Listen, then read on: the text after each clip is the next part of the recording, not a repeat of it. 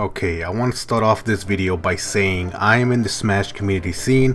I play Smash competitive and I attend at least one local a week. So I'm going to talk about this topic looking from the inside of the scene, but in a wide perspective view, being objective, not tunnel vision with feelings, right?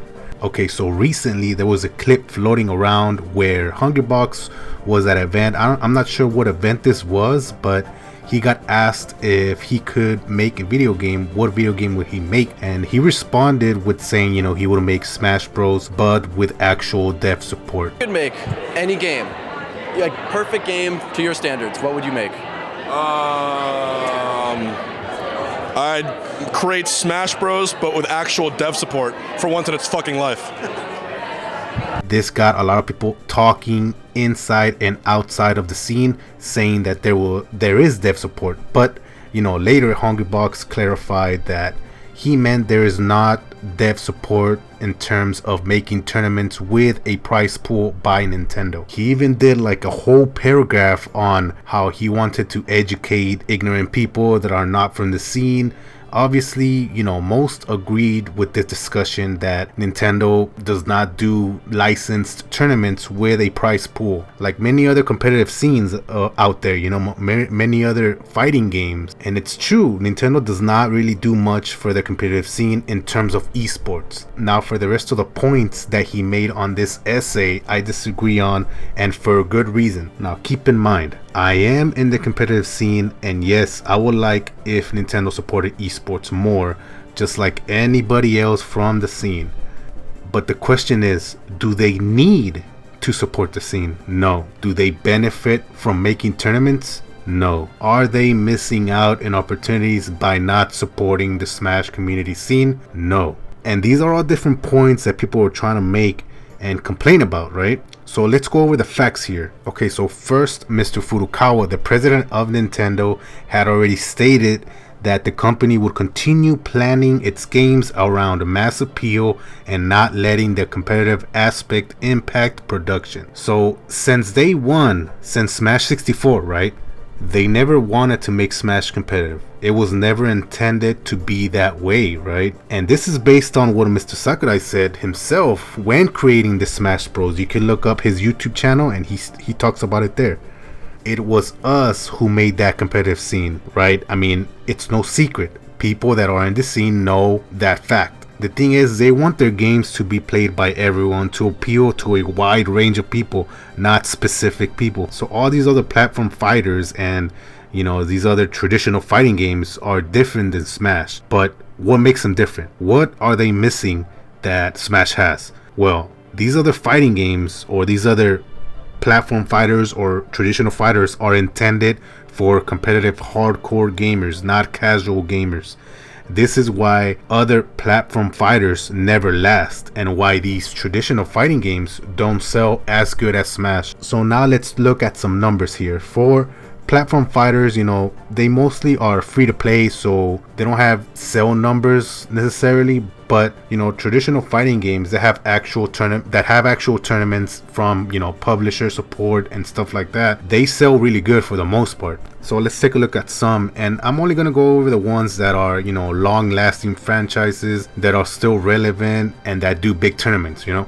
So first, Guilty Gear Strive, 1 million plus units sold. The best Guilty Gear game that has sold good. Dragon Ball Fighter Z, 10 million units sold, and it's the best selling game from an anime, right? And not for a more traditional fighting game, right? Franchise that had been going on for decades now, starting off with Tekken 7, 10 plus million units. As of last year, it might be a little bit more. And then you have Street Fighter 5, 7 million units. And now with Street Fighter 6 just came out, and I'm sure, you know, that will sell good as well. And I'll go over that in a bit. Now for the last one, it's Mortal Kombat 11 with 15 million units sold. One of the best selling traditional fighting games ever, behind Street Fighter 2. So we got the sale numbers for all these traditional fighting games, right?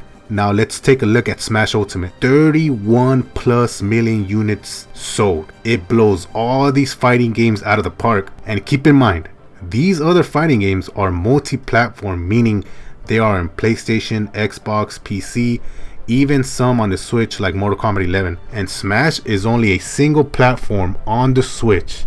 So all these points that people are trying to make that Nintendo will benefit from it, they are missing a big opportunity based on what? Because there's nothing to show that they will benefit from it. Once these developers are done with Smash, they move on to the next project, whether it's another Smash or another Mario game or whatever the case. Like Mr. Furukawa said, they'll move on with production, right? Compared to these other fighting games that have support, they have to support the scene, because if they don't, they will lose their customers. They won't buy their next big title or continue to play the current title, because the game is designed that way. This is why these other platform fighters don't last, because once the scene dies, the game dies. Compared to Smash, if the scene dies, the game is still very much alive, and it will continue like crazy, because it's catered towards the casual consumers. This is what people don't understand. The competitive players are just a small fraction of the overall sales and player base in Smash. If I would ask y'all, why don't y'all play traditional fighting games?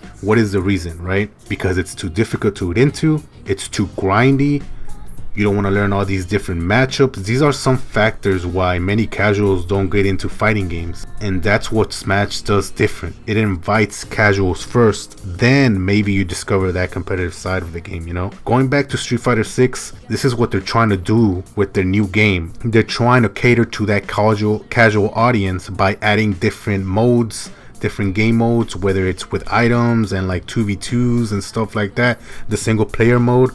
And it will lead to bigger game sales, which is a smart move, right? If I asked y'all right now how y'all got into playing Smash, not competitive, but the first Smash game you ever played, the majority of people, I'm not saying not, but the majority of people wouldn't say because of the competitive side of it.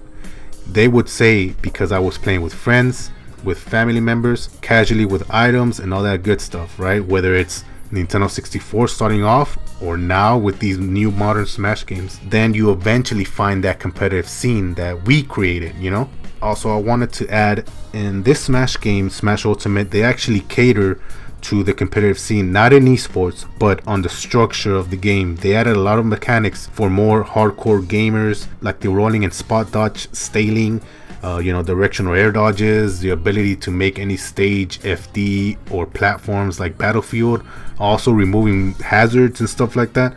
Obviously, I would be happy if they supported the scene, but even if they did, it's not like they would put money as a prize based on some tournaments they are doing right now, like the upcoming Splatoon tournament, right? There's a big qualifier tournament so you can compete in the event.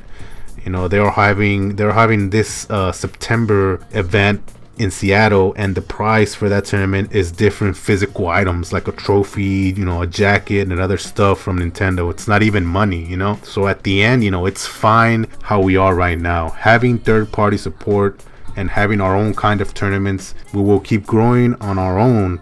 Let's just enjoy this incredible game. But what do you guys think? Let me know in the comments below, and don't forget to subscribe, share, and like the video. Let's get that 1K goal, and I'll catch you in the next one. Later.